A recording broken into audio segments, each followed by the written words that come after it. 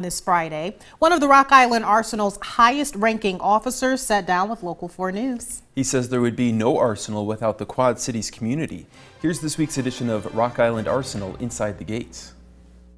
Command Sergeant Major Anthony Bryan earned this position with the Army Sustainment Command just 2 years ago. Our job is to make sure that the warfighter has everything they need when it comes to logistics. And that's thousands of soldiers all over the world. Whether it's from making sure they're getting fed, to beans, to bullets, to M1 tanks, it's our job to make sure that they have it in hand when it's time to go. But he says his role goes beyond the needs of the Army. We try to make sure that we're involved in whatever, if it's a parade or whatever. So if people want us to be involved, please don't hesitate. Contact our folks at PAO, and if you want us at your event, we'll definitely try to support them. On the other hand, they want your support too.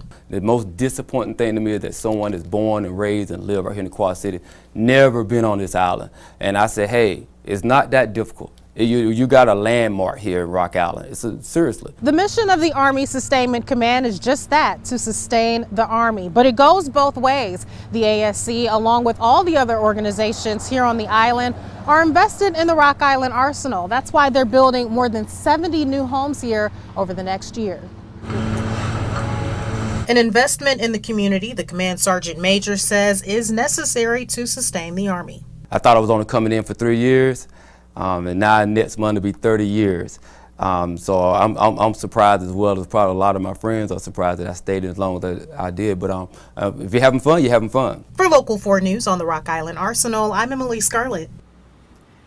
Command Sergeant Major Bryan says retirement is on the horizon for him, and he's looking forward to returning to his home state